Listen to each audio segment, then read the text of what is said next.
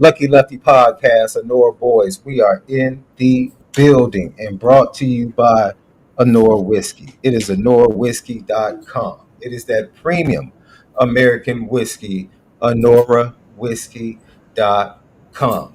We are brought to you courtesy of Bleav Network, and we are presented by FanDuel, where the Pitt Panthers will host the Notre Dame Fighting Irish noon kickoff Eastern Standard Time.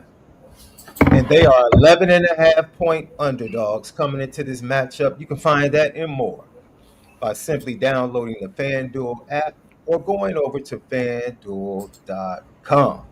And after this big Notre Dame win, take a beautiful shot of Honora whiskey, but make sure that you drink responsibly. Let's get it lit.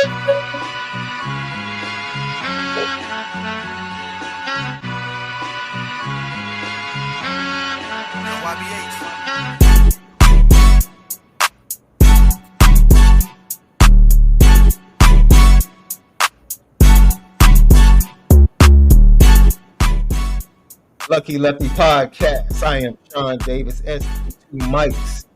That guy, the original Lucky Lefty himself, MALIK ZAIRE. We are brought to you by Honora Whiskey, courtesy of Bleav Network, Apple Podcasts, and Spotify. Tap in on the audio side. Audio edibles each and every day. We thank you for your support in advance. Subscribe on YouTube. Make sure you hit that thumbs up. It helps with the views. Leave your comments, questions. We indeed respond to all. X, TikTok, Instagram at Lucky Lefty Pod. And we are the home of the misguided passion. And we are forever committed to making sure that we spin it different. What's good, left? Middle of the week. All right, man, let me tell you something. I saw something the other night, bro.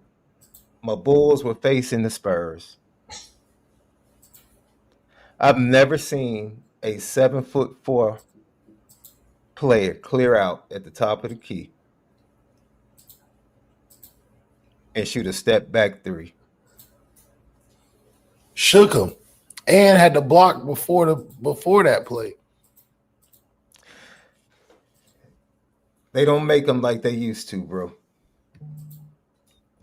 He'll be the best player ever easily. I mean, it's ridiculous. That dude he's getting like 9 or 10 blocks a night. Man, that's absolutely incredible what the young man is doing. So today we're going to hear from Joe Rudolph. We will hear from Jeremiah Love. We will hear from Anthony Knapp, and we will hear from Drake Bowen. We will also hear from Marcus Freeman on today's show. We have a couple of GTB questions. Get your GTB or your super chats. If you have a DEI, you know the minimum is $400. Minimum. Or high. That's going to be the running joke forever. We will definitely address it immediately. Starting at 400, we will take all considerations. Oh wow! Lucky Lefty Podcast. Left the Pitt Panthers. Some may consider this the biggest hurdle remaining on Notre Dame's schedule. In thinking about that, we take a quick gander.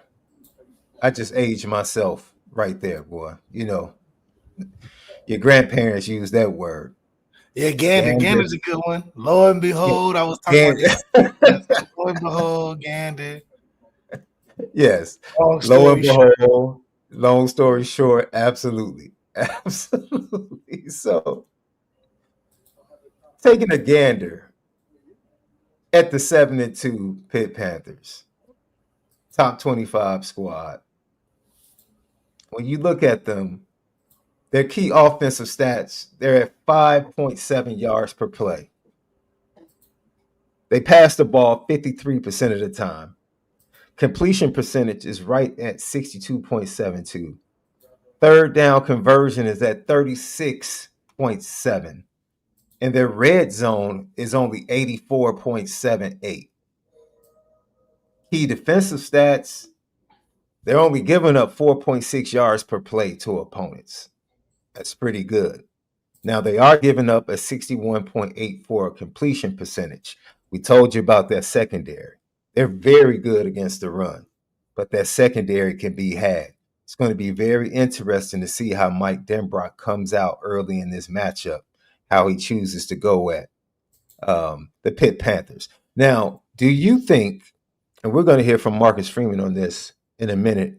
Marcus Freeman talked about how teams are having to decide what to choose in the way they defend CJ Carr and the Notre Dame offense, and how, if kind of gives Notre Dame the option to just attack early or either figure out what teams are doing and then go ahead and attack it that way. Because you've seen Notre Dame. The thing I love about Notre Dame, what has not happened this year left? What? That used to happen all the time. For some reason, we used to always be up against the play clock. Remember that? Oh, yeah. Notre Dame's offense for years will always be up against the play clock. Snapping it with 3 seconds left. Dude, and I love how they get on the ball. It allows CJ to get a look at the defense. Then he can take a look to the sideline and get some help. He can call audibles. He can make checks. I love it. It's up tempo, but it's not rushed. Right. It's up tempo, but it's not rushed, and it's really giving this offense great opportunity to be able to counter whatever defenses are trying to do to stop them. And I think that's one of the best things that I've noticed. Forget the stats, just the operation. I love that. Yeah. Operation. It's more up tempo, more speedy, and getting the plays in. Remember how long it used to take? Notre Dame would come out of a timeout and still be up against the clock. Yeah, call a timeout after the timeout. Timeout. It was crazy how often that used to happen. So going into this matchup, the stats I just read you left. How do you see the early peak at the Pitt Panthers? Well, it's definitely going to be somewhat of a challenge because they're a gritty team just through personality. They just make it a lot tougher early on. They're going to find a lot of moments where they want to gain momentum through just, the team excitement. They've never came out and not given us a great effort. So that definitely adds to the push of what they're trying to do out there on Saturday. I think it's just short-lived. Whenever we able to keep our foot on the gas and survive some of the shots that they take, whether it be turnovers or a few touchdowns early, if we just keep the foot on the gas, you keep throwing it deep, keep hitting touchdowns consistently, getting long runs, you'll tire a team like that out because they're great in spurts, right? They'll run it up on you. They'll get up on you early. They got the energy, but it's like Mike Tyson. You just got to last those first 2-3 rounds, and then you can box. But them first couple rounds, they're gonna give it to you because that's their personality as a team. They're very gritty. They're gonna hit you. They're gonna do all the chatting and chanting and ranting, and that's okay because this is a good test from a physicality standpoint that you can overcome. Right, this is a team that you can make quit. You just got to continue to put pressure on them, and offensively, they got some pieces that they can do some things with. Which I think their game plan always changes once we start putting them points on the board. So then they just kind of get out of whack, which contributes to just surviving the first 15 plays. If you can just survive that without too much casualty, it's going to be a tough game to sustain it, especially with a true freshman or the freshman they have at quarterback. He just doesn't have enough experience to go into a game like this undermanned, and expect an overcoming victory because, it's different than being like a Julian saying you stepping in your first time and you just happen to have everything and then some and a defense.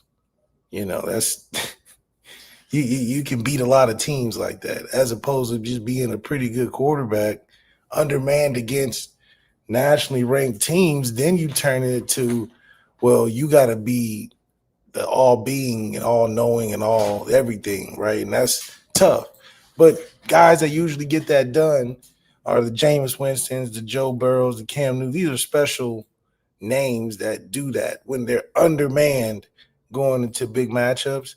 I don't Bleav he's cut from that cloth particularly, but I think he has enough to keep us awake and, not something you want to have lingering around like a Trevor Siemian case with Northwestern back in the day.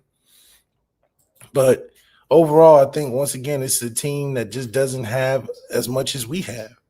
And in a game late in November, that wears on you. You in week 9, you like, damn, they got a whole fresh D line. I forgot about these, dude. They got 22 healthy guys. They got this. That just after a while. I mean, they coming off emotional wins and losses, and so this is where the Notre Dame thrives in the second half of the season, and we're not stuck complaining on Twitter about why we can't be ranked over certain teams because we won in September, right? Yeah, well, it's a game about sustaining success. And the thing about Notre Dame is that we sustain a lot of success late in the season because we have depth, and that depth wears on teams that go through a season where their top players are nicked up. Just what happens. Now the playoffs get to prove why our model of how we get through the season is so strong, because even in the playoffs, the bracket is set up pretty nice, but these teams is kind of beat up. Think about a team like Oregon, the Quacks. They go through emotional wins, close victories against Iowa, ups and downs. Then they got to come to the Ice Bowl potentially. Well, they got to figure out their conference championship situation first, because it's funny how the bracket looks good now, but conference championship weekend shakes it all up. Notre Dame remains constant. And maybe the top 3, I don't even know. I couldn't even say the top 4. Maybe the top 3 teams stay the same, but I don't know. Ohio State ain't beat Michigan in 5 years. But does that affect their ranking? Would they be less than 3? I doubt they'll be less than 3. They'll be 3 at most if they were to lose to Michigan. But other than the top 3, because Indiana got to play Ohio State and somebody else left. I think is the game I think that game is in Ann Arbor this year. It's in Indiana. Oh. No, I'm talking about the Ohio State Michigan game. Yeah, the game's in Ann Arbor. If I'm not mistaken. Yes, November 29th in Ann Arbor. Yeah, man. That's a big monkey to get off your back. Tough. That's a big monkey for Ryan Day and the Buckeyes. Kurt Cinetti could easily go from 3 right now to 6 or 7. They lose the next 2 or 3 because they winning is almost detrimental to their ranking. They got to beat Ohio State. No, they don't play Ohio State in the regular season. Indiana doesn't. Oh, who was their last tough 2 games? Isn't it like Michigan, Ohio State or something like that? No, they play Purdue. I know they play Purdue the last game of the year. And this week, I Bleav they play. Or is it Ohio State? Wisconsin. They play Wisconsin and Purdue. It's Ohio State that has to play Indiana and Michigan and the conference championship. So, okay, so that's what I was thinking of. Yeah. They got a little gauntlet left where do they fall out of the top 3 if they lose 1 of the 3, 2 of the 3? I don't know. But the bigger question really is, let's just say Michigan beats Ohio State. If Michigan runs the table, Michigan has an outside chance to get into the Big Ten championship. To get it? Really? Wow. If they run the table and beat Ohio State. Well, they would be playing Oregon. Oregon plays USC. USC still has a small chance to run the table and get to the Big Ten championship. Oh, shoot. Okay. So it is the Big Ten in the next 2 weeks could absolutely go bananas. Yeah, and then they're really good. Texas got to play Texas A&M, right? Mm-hmm. You got Georgia. They got to Georgia play plays Georgia Texas this Tech, weekend. and they got to play Georgia Georgia plays Tech. Texas, and they play Georgia Tech Yeah, at the end of the year. Yeah. and that'll be tough. Alabama has to play I think Bama has to play Auburn. Auburn. Because they beat LSU. That's just a classic game. Yeah. But we're riding pretty. Like, we're not changing. We're going to be in there. But the other teams, I don't think we'll play Oregon first. I'm just saying that. No, I don't think that'll be the matchup either. I think don't that's know if just the Oregon's matchup going now. to finish the right way. Dan Lanning got some big games to win these last 3, and how he played Iowa and Penn State, I'm not feeling great. You're right. But I like Dante. But Iowa has played. You talking about a team that has played Indiana and Oregon? Oh, they playing teams tough. Tough? I mean, they playing teams to the wire now. Man. They just like 2 or 3 stars away from being talked about like Miami. So, and Texas Tech got to play who's it, A&M left, or they got to play somebody big left too, and they keep running their mouth. Well, they played BYU, they played Utah. I don't get the Texas Tech people. They only fit 20,000 in the stadium. Let me just. What do they have remaining on their schedule? They have played Utah, yes, and BYU. They have UCF and West Virginia. So they pretty much have played they've gotten over their biggest hurdles. And that Big 12, the standings in the Big 12 are still up for grabs because you have BYU is at 8-1. Texas Tech, remember, they lost to Arizona State, so they're at 9-1.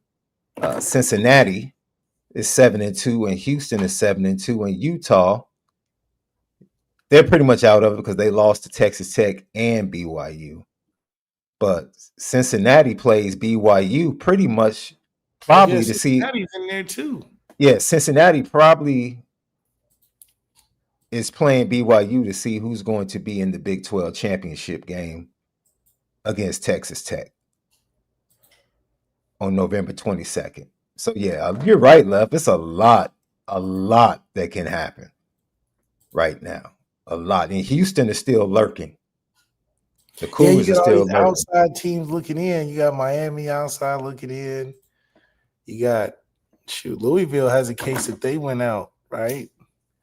A lot of teams that got a chance. Yeah. Louisville has to win out. I still can't believe they lost. Shout out to Cal and Justin Wilcox for having I'm going to say the word, the balls to go for 2. I mean, not go for 2, but having the balls not to take the field goal and go for it on 4th and goal. Yeah. And getting the touchdown. I'm sorry, not the 2, but to go for it on 4th and goal. That was ballsy, bro. Because most coaches at home would play for the tie. You play for the win on the road usually. That cat Justin Wilcox was like, "No, sir." See, and I think the thing too is that it's going to be tough for any team in these last 2 or 3 weeks that's in contention because it's without a doubt an emotional last couple of games. And then to have all of that, and then you come to Notre Dame to the Ice Bowl. That's why it's just a disadvantage. And a disadvantage, but an advantage for us because we don't have to worry about conference championships. We schedule our season, I think, pretty well. Where not that it's a lighter part of the schedule, but it's pretty even throughout to where you win, you're in. We don't have to debate losses and who we beat and this, that, and the third. More so because we can't even get in the top 5, we can't get in the top 4.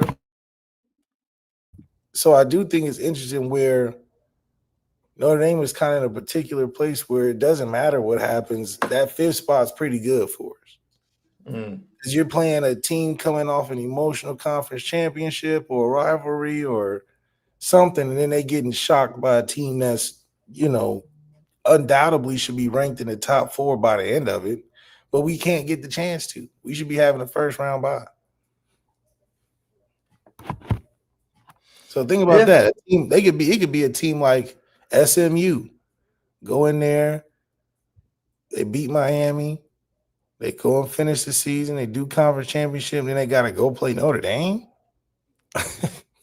I don't see a team that's ready to go into a first round matchup with Notre Dame coming off of an Indy. I mean, look at Indiana. Indiana was deflated by the time they got to us. Deflated. Well, you know what's crazy? Indiana did not play during championship week. More than likely, they're going to play that extra game this year.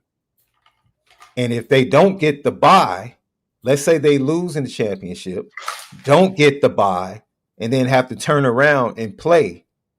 Their offensive line, you think Notre Dame, at some point, I think last week, they were playing 4 new starters or 4 guys in new positions. They're beat up. Indiana on the offensive line. And Indiana does not have the same depth.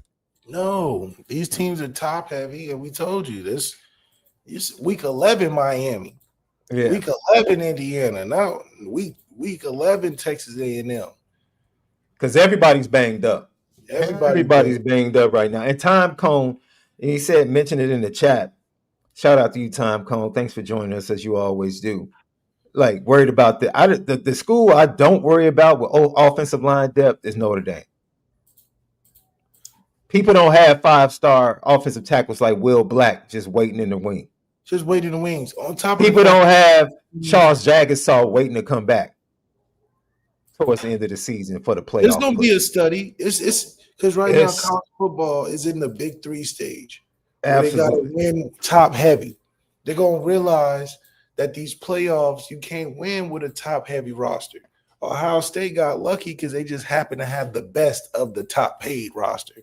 But these other teams that are blowing out their whole budget to get to a playoff game and realize that they 6, 7, 8 man ain't even relevant. Your 6, 7, 8 man can't withstand the depth of these serious contending playoff teams. They're gonna have to restructure their NILs. The roster's got to be more evened out. That's what's going to eventually happen, which AKA is going to turn into the Notre Dame model. We know we can't be top heavy playing 6, 7 extra games. 4 or 5 extra games. We can't be top heavy because, for instance, Riley was injured, I believe, for most of the playoffs. He got injured in the playoffs. Steve Angeli, who ended up being a great starter at his next school, but that's a great 2 to have in the playoffs. Maybe not the whole season, but you could just turn to Steve Angeli and get 6 out of 7 and a score going into half. That's a lot. Now, to a lot of teams, you look at Syracuse, that same team Steve went to, when his backup got in, they fell off the cliff. I mean, if Clemson's backup gets in the game, they fall off the cliff in the playoffs. I mean, we've seen when Cade went out, what happens to him. So this is just showing why depth is the real recruiting piece you need to go into thinking about if you're a playoff contending team. A lot of these teams like Miami, they blew their Jets out first week. Blew their Jets out. You know, they done got every top guy you can. Now they crying to get into the playoffs. They dragging their feet to get across the finish line to a whole new season. Do you think they're gonna be ready depth-wise in their first playoff game? After scratching and clawing and crying about the getting worse throughout the season, while they still think that beating Notre Dame in the first week of the season holds so much value, which, once again, you look at both Miami and Texas A&M schedules and say, what's y'all best win? Why are we talking about y'all all season? Oh, okay, because you beat Notre Dame. Okay. So if you don't beat Notre Dame, is Texas A&M number 3? Are they number 3? Was Miami ever in the top 5 if they didn't beat Notre Dame? No. So this is why sustained success matters and why I think people are going to start forming to the Notre Dame model about being 1A, 1B, 1C type depth, where we don't necessarily have Reese from Ohio State. Arvell Reese, the linebacker, So we might not stud. have one of those, but we got Stud. we got 3 of them that can make up one of those, though. You know what I mean? That dude is, man. He's crazy. And the crazy thing is, he was marinating. He was marinating. They didn't even play him early. They just said, you know what, go ahead and wait. Because you got Sony Styles, who's a first top. You know, it's crazy over there. But that, like I said, you can buy a championship, but that's buying at the highest bid. Is that a sustained model? No. But you're paying your own recruits, bro. See, that's the difference. I don't mind if you're paying money to the guys that you recruited and developed, and then you sprinkle in an outsider here or there, a difference maker. All right, go get a Caleb Downs, right? Go get the kid they got late in the transfer portal, who's not even starting on the front four. Not even starting. He's not even a starter in the front four, but you just go get him to add depth on the defensive line. I don't mind that. I don't mind Notre Dame going to get MALIK Fields, Jared Dawson. Just sprinkle them in just for depth. But when you go get an entire defensive line, because your defense last year was horrible. Horrible. All-American linebacker, the defense was mid with him. So you need to go get a brand new defensive line because your defensive line wasn't good enough. Your trenches weren't good enough. And like you said, it's a lot of different models of how to build a contender. And I love it because it really does give the middle tier teams an opportunity to put up a fight. Heck, we saw Arizona State almost upset Texas last year. They put up a fight. So I love the landscape, but the fan base that gets it twisted and tries to act like their school is building contending rosters the same way as everybody else. No, that's not what's happening. Auburn tried to do it and they fell apart in a lot of ways. You know what they say? What was their famous line? We family. We don't do the. Oh, that bull crap that they sold Deuce Night on. Isn't the chains and the cars and the money? It's the family aspect. We family here. Family over here. Yeah, all right. Well, Lucky Lefty podcast. Man, look, the dichotomy. Dude, this Pittsburgh team is literally Jekyll and Hyde, right? Talk about their great defense, especially against the run, but they're 101st in the nation in pass yards given up per game. They're 38th in sack percentage. They're okay. That front seven, like you said, they like to be aggressive. You know Pat Narduzzi, he likes to be aggressive, likes his guys to play downhill. Yeah, they don't change what they do. You know, this is a classic game of spamming the same plays, yes, the same runs. Yes, like, I'm not doing nothing different. The Democrats like, look, he's not doing nothing different. I'm not doing nothing different. That's one of here's the problem. Egg games. Because those are good things I told you about this team. Red zone opponents, a 95.24 clip left. Good grief. They're 130th in the nation. Yeah, giving up. Stopping teams in the red zone. Their red zone scoring, they're 70th in the nation. I mentioned it earlier at 84.78%. Good grief. They got Desmond Reed, right? One of the best running backs in the nation. They're 101st in rushing yards per game at 120.3. But they're 5th in the nation at 86.4 yards per game, stopping the run. This team is literally, they're not complimentary at all. They're literally Jekyll and Hyde. They're 38th at sacking the quarterback, and they're 108th at protecting the quarterback with an 8% quarterback sack rate. That means 1 out of every 12.5 dropbacks, their quarterback is going down. I'm telling you, man, it is as much. I look at the stats, I watch the games, and I say to myself, this is really a big hurdle. Marcus Freeman even said this is a challenge.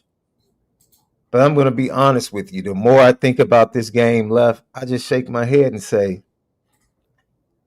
yeah, if Notre Dame comes out and plays the way they played against Boston College, yeah, there could be some trouble.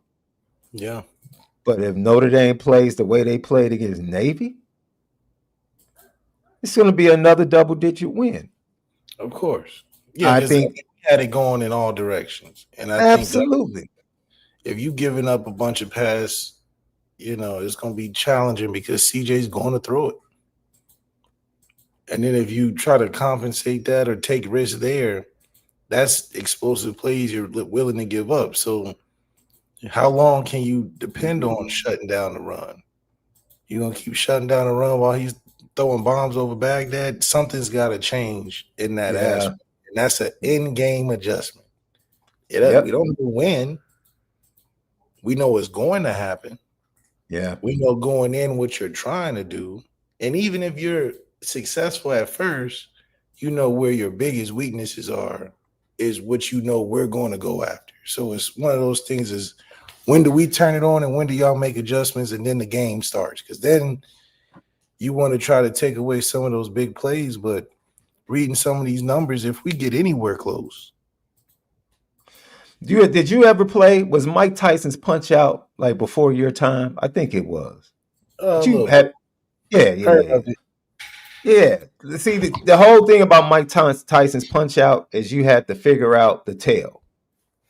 Yeah. Every opponent had a tail for when they were about to punch, when they were about to throw a jab, when they were about to throw up. Every opponent had a tail. And the way Notre Dame is playing right now, they're just literally waiting to see what the tail is. Right, yeah. What's your tail? You're a man, you're in zone, you got 8 in the box, you got the safety back. Okay. Once we see your tail, we know what's coming. And from that standpoint, it's really a wrap. It's really a wrap. Yeah. And so because that's the thing, you have to really scheme when you're less talented. Mm-hmm. And that's tough. You just scheme all day when sometimes some plays are just good on good. You may call it great and Jeremiah Love like we saw last week. Everybody in the stadium thought he was tackled. It would have been a nice 1-yard gain. And when they showed the all 22 copy and they still framed it, everybody would agree that was probably a tackle. Just like Boston College, 94 yard, Before we hear from Marcus Freeman, here's one more aspect that I think is really interesting. Navy tried best as they could to limit the possessions of Notre Dame. And going into that game, by the way, my score was right on, was it not, Left? Did I not say 49-10? It was right on. It was right on. Right on. And I said, at some point, Notre Dame is going to stack possessions where they score. I just knew it. I knew Navy would come out early and try to limit possessions, but eventually I knew Notre Dame would begin to overwhelm them and just stack scores. And that's when Navy would be in trouble. Now, you have a team that loves to throw the ball all over the lot. They only run it. Once again, they only run the ball 47% of the time. They struggle to run it. So they're going to throw the ball 40, 45 times with a true freshman quarterback. That's the way they have to score. That's the way they have to move the ball. And so that gives Notre Dame more possessions. Okay, you want to take more shots? You want to throw the ball all over the field? You want the game to slow down a little bit or the clock to slow down for more possessions, which means you're giving CJ Carr and the offense more opportunities to put points on the board? Okay. It's going to be a totally different style of game. Totally different style of game. They have to play up tempo. They don't have any choice. They have to play up tempo. But I think they're going to find out like, whoa, I think Notre Dame can play this game as well as the slow down game. Yeah. That's really the versatility of Notre Dame right now. Whatever style of game you want to play, they can play it. They can play it. They really can. And I think that versatility is just challenging for teams that are based in one way. You know, when styles make fights and Notre Dame just happens to fit a lot of styles and you're one way, it just becomes tricky because, like you said, we're just looking for tails. That's it. It's one of those things. Oh, you're going to give us that? All right, time to activate Jeremiah Love. Oh, you want to start that? Time to activate MALIK Fields. Time to activate Will Paulding. Oh, you sleep? Oh, we're going to activate Jordan Faison like we always do. So it's just a lot of different options. And then not to mention Eli Redding's just hanging out in the middle. Yeah, we said we're not even going to use you this week against Navy, Eli. Oh that would be a waste. He's just hanging out in the middle. We'll save you for Pitt. We'll save you for Pitt. Lefty podcast. That's how you know. I don't think Pitt can save anybody. Oh no. Going into this matchup. We're safe. If we really wanted to, we could rest some guys now. Yeah. And have our youngins get sicked on you if we wanted to, Lucky Lefty podcast. Williams is looking good now. Cam Williams didn't look, he didn't look too bad. Left, that's why I laugh at people, bro. Like, what's happening with Cam Williams? Like, dude, he's a sophomore. Good Lord. Let the kid marinate. We're a good team, man. People, you got to wait in line sometimes, That's what they don't understand. See, they're so used, no disrespect, they're used to the way Brian Kelly built rosters, where there was a big or a gap in between the top guys and the guys that were second and third string. That gap has been lessened under Marcus Freeman. So when you say, man, what's up with Cam Williams? MALIK Fields is what's up. Micah Gilbert is what's up. Like, they're really good players in front of them. Doesn't mean there's something wrong with those guys. That's like saying, what's wrong with Matt Ferramo? Have you seen the linebackers in front of him? Yeah, have you seen all these guys? Yeah. Why haven't we seen Jadon Blair? Because there's some really good safeties in front of him. Yeah. I mean, that's just, it is what it is. But when you see Will Black get on the field, it's like, oh. When you see Matty Augustine get on the field, it's like, people forgot. We literally got Charles Jagusah for 2 games, and he was playing the best on the O-line. Not that we forgot we had him. I mean, even this year, he's going to be out there. Like Chris Burgess hasn't seen the field because the defensive line is deep and thick and raising hell every week. So let them marinate. Let them marinate. You literally have a top tier program right now from roster construction. Bask in that. Like, really bask in that. Yeah, roster construction's carrying us right now. Man, bask in that. Marcus Freeman. Luke Tallick, by the way, just popping up whenever he get in. I mean, it's just an example of depth. Luke Tallick could start for a good amount of teams. Marcus Freeman talking about how teams are defending CJ Carr. Wish he progressed right to the dig. Yeah, right. If he just give it one more second, that dig. I talked to him last night. He said, I know. I brought up 3rd and 5, second series. You check this, and coach, get to the dig. I get it. And this was right when we met. But you're seeing multiple different teams. You're seeing teams as the last 2 weeks say, hey, we're going to get down there, right? And we're going to stop the run, maybe and show us zero coverage.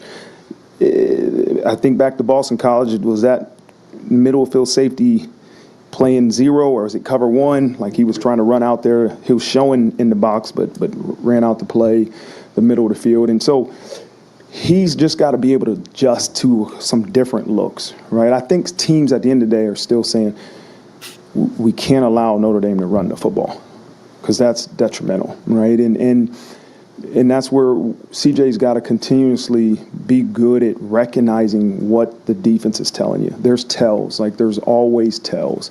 And he's doing an amazing job at that. And so it just goes to the preparation, but now the experience of understanding all these different things that he's seen, he's able now to recognize. And I always say, recall something you see, right? That's recognized. Right? And he's able to do that. Even if they haven't shown this look, particularly this defense, he's able to recall something he's seen in the past that says, okay, this is what coverage they're going to.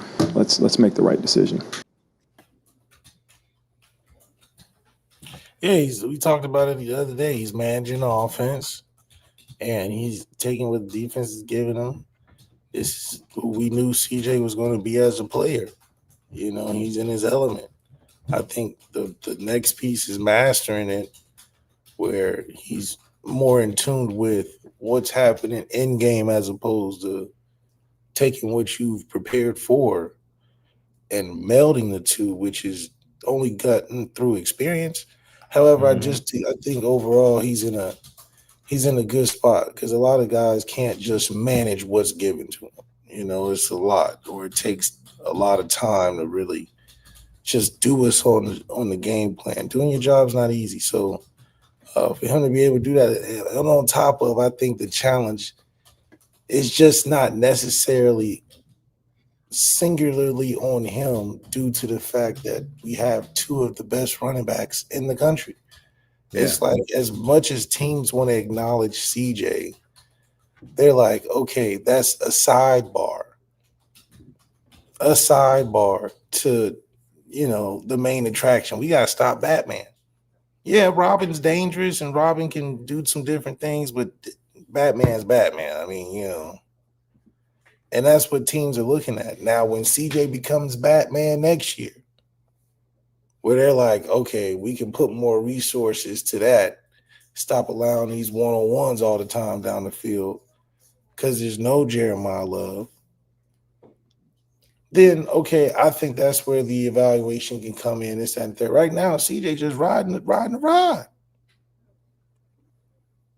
You just get on. Just you know when you're a +1 to a cookout and they cooking good food, you just enjoying the food. You didn't make nothing. You didn't make the deviled eggs. You didn't put the hot dogs and hamburgers on the grill. You just a friend of the cousin. The friend of the cousin that come nothing but a hungry belly. Now you make that. What does a friend of the cousin do? You come in, you make jokes. You know what I'm saying? You wait till everybody eat first. You don't criticize the food. You follow along, play in the games. The date everybody dancing, you dance. You know, you meet everybody family members. Low pressure. It's not, you know, your son bringing his girlfriend to the cookout. That's pressure. You got to handle questions. Where'd you meet? You know, the etiquette. Is she making your food or is you getting your own plate? You know, what your mom and grandma going to say? You know, the stories that your cousin and uncle heard. You know, that's pressure. When you the friend of the cousin, you just coming to eat. And that's all CJ's in the position of. He just coming to eat. Nobody's going to critique him too harshly. When you got Jeremiah Love and Jadarian Price and MALIK, you got so many options that you could just say, hey, I'm just here to get paid to do my job. Now next year, where it's like, okay, CJ, now go win it for us. Now go out there and we can't win unless you get 350 a game, 3-4 touchdowns. You're working with a receiver, maybe 1.5, you know, he ain't healthy. That's when you really take on that challenge. But right now, I mean, he's in the position that Ian Book was in, that Deshaun was in 2015, you know, just do your job, bro. Mm-hmm. Don't lose us the game. CJ just all that circa who was it? Texas A&M, all that running around in the backfield, losing 20 yards, throwing it out of bounds. That's losing the game. Now, you ain't got to necessarily throw touchdowns, but do like Marcus Freeman was saying, managing it, get him down close, hand the ball off, throw the little dump off, That's your game. But when they say it breaks down and you start running around, no, whoa, chill. That's next year. And that's the year it just makes it tough. That's when you cross over if you're an elite quarterback or not. Notre Dame, talking about diversity in your pass offense. We already know the stats for CJ Carr. 2,275 yards, 67.6 completion percentage, 10.1 per pop, 19 touchdowns, 4 interceptions. He does have the 10 sacks that you talked about. But watch this diversity. Notre Dame is on track to have, regardless of position, 5 players with 30 receptions on the season. They're on target to have 5 players with 30 receptions on the season. It doesn't stop there.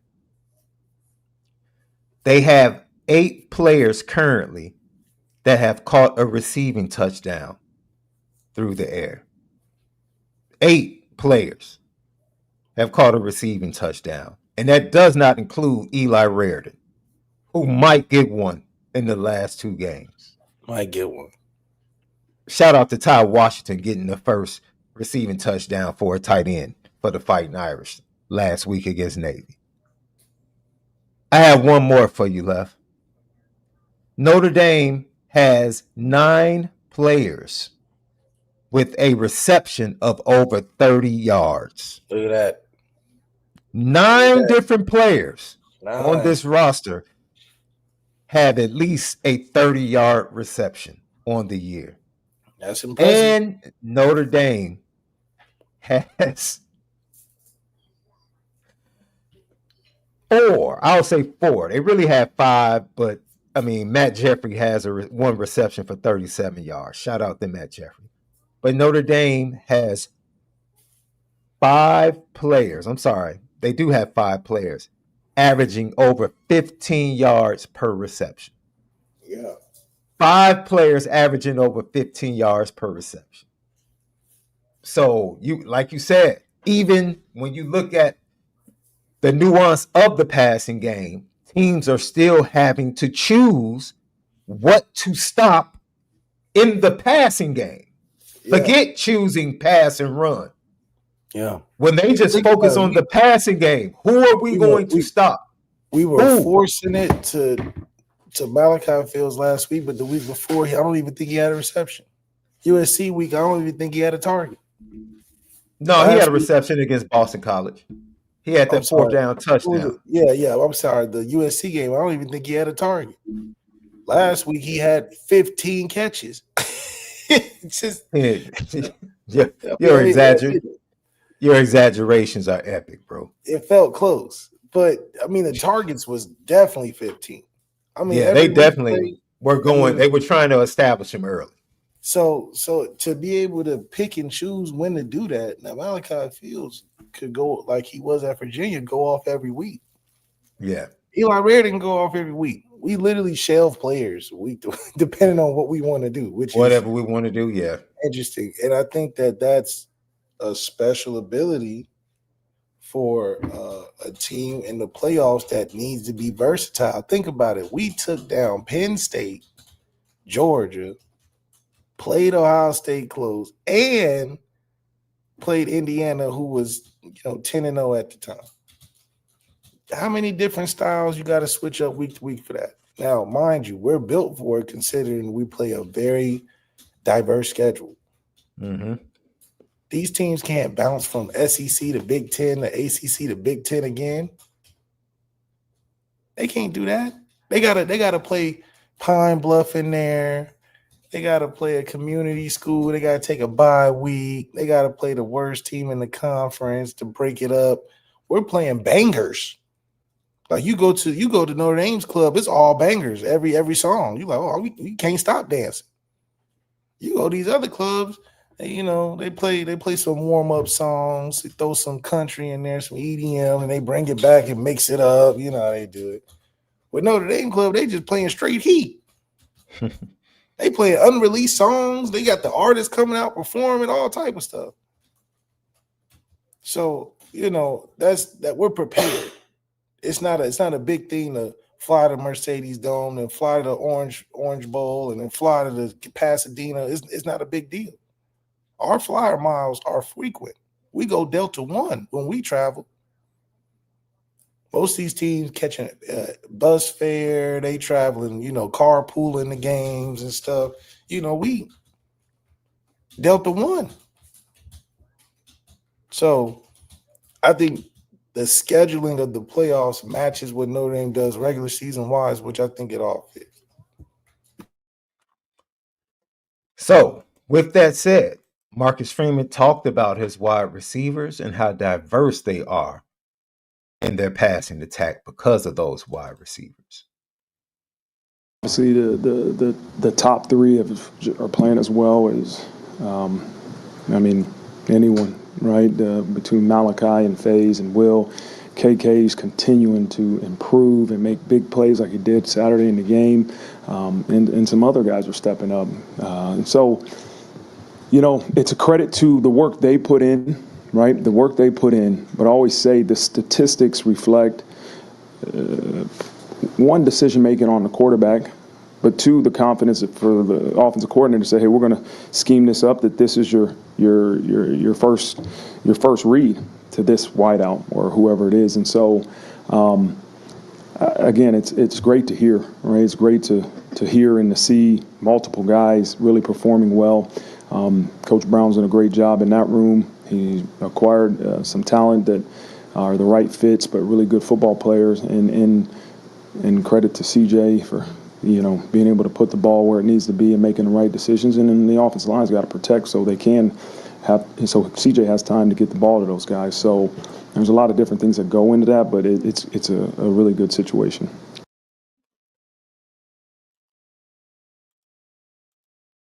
Where's Jaden Greyhouse?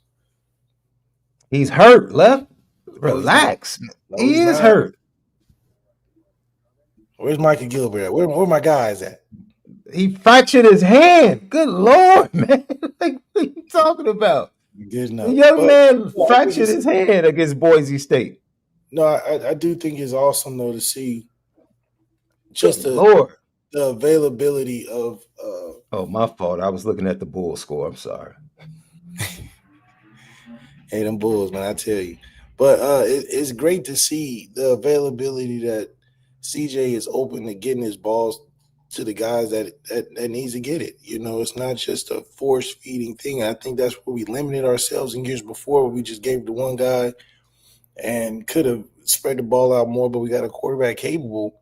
And, Coach Brown, Mike Brown, is definitely seeing the benefits of it. Now he can get a rotation. He can catch a flow. He can actually crack a joke on the sideline about throwing it again. Before it was whispers. Now it turned into jokes. Good times. And I think that's credit to him sticking with it. I don't ever think that we didn't have any talent in there. I just think it was a process of sticking with it and continuing to get a connection with the quarterback, which they have. You talk about all of those numbers I just gave you, the diverse ways that Notre Dame can attack you. If you're going to, this is why you see a lot of cover zero. Yes, it's because of the rush and the running attack. But then when you play coverage, who are you doubling? Because Eli Raridon could get you. Malachi Fields could get you. Jordan Faison is shifty and great once he catches the ball. Will Pauling has been doing damage in the slot. Like, you lose Jaden Greathouse and Will Pauling just steps up to give you over 15 yards a pop. I mean, look, man, we're not even talking about KK, Cam Williams, the other youngsters. Shout out to Jerome Bettis Jr. on his first reception in his career. And Ty Washington has come on and is starting to come on. He really has been doing a great job in the run game as a blocker. So I just think, and we'll give our predictions later in the week. It's a lot. It's a lot. And I think Pat Narduzzi, after watching film during the bye week, realized, in order for us to win this game, it's going to take everything out of us. Yeah, like literally, they got to perform their best. We will have nothing left for the remaining 2 ACC games. Like, literally, their defensive coordinator said they really didn't prepare during the bye week specifically for Notre Dame. They just worked on fundamentals. They worked on tackling. I.e., they was working on them 2 weeks ahead. Come on, man. You thinking long game here. Pat Narduzzi's like, look, this is a playoff team that would only hurt us in trying to get to where we are trying to get to. Mm-hmm. He knows they're not ready for all. He probably watching that film like, yeah, let's go ahead and pack it in on this one. Because for what? Like even Pat Narduzzi said, for what? You gonna gas yourself to get into a double-digit loss to this team and then going the next week beat up? All your plays ran? All the film put out? No, not when you can have a real fighting chance the next 2 weeks, even if they win this week and they lose the 2 weeks after, they're still out of it. So it's a no-win situation for Pat Narduzzi, because it's almost like his situation is we either have to play the best we've ever have all season and then be gassed for the next 2 weeks and put us in risk of not even making the playoffs just to hopefully get close to win, or we play it smart, give them a couple haymakers, and then let the game be what it is. But we're protecting our, defense and, shuffling some guys. And I mean, that would be the smartest thing. Because who else in the world in a game where college game day is coming to your campus, where you go up there on Monday and say, hey, I don't care if they score 100 on us. That's terrible. If this was boxing, you would lose money because you wouldn't be selling the fight. So I don't think this game is going to be even as anticipated as they try to make it, just because of the situation. I think everybody looks at it like they're not going to give us they'll be silly to give us their best. I mean, not that they're not going to try, but they'll be silly to sit there and gas us when we got all of this. Like you said, you went down the list of all the numbers. You just said BYU was 158th in passing, in pass defense. You just gave me a list of 9 guys with 30+ yard receptions. These numbers are ridiculous. So I think the other coaching staff understands why that's, they're looking at them same numbers. I mean, there's no way that Pat Narduzzi said, okay, we can stop everything and then we can go score 40, 35 points. So I think they should play it safe, keep their healthy guys healthy, give us a tough first quarter. Mm-hmm. You know what I'm saying? Do some trick play, try to block a punt, send some crazy blitzes out of situation tendencies. And then if we pass the test, second half, I start sneaking in a second D lineman. Start sneaking in, my backup receiver, staving guys up. So I think that's where it's headed. Yeah, I think it is definitely a tricky situation. As much as we laughed at Pat Narduzzi, I'll be honest, Love, I get it. I get why he said what he said. I get what he sees when he sees the film during the bye week. I get it. I absolutely get it. They see his Jeremiah Love. passes going for 50, 60-yard touchdowns. He's like, dude. Yeah. They see them Yeah. power running options and them quick little easy touchdowns in the red zone we get off. He's like, dude, I'm not going to recreate our defense for 1 week. Well, we can win the last two. Can't do it. Lucky Lefty podcast. Jeremiah Love is getting Heisman buzz. And he talked about that buzz with the media. Yes, I've seen, some Heisman buzz stuff. To me personally, I mean, it's just a credit to not only like me going out there and do what I got to do, but just to, my team helping me to, have good performances. Because at the end of the day, it's a team sport. I don't go out there and do anything on my own. So I think of the Heisman buzz as a credit to really how good this team is, and how much we've been working to prove to ourselves that we are who we are.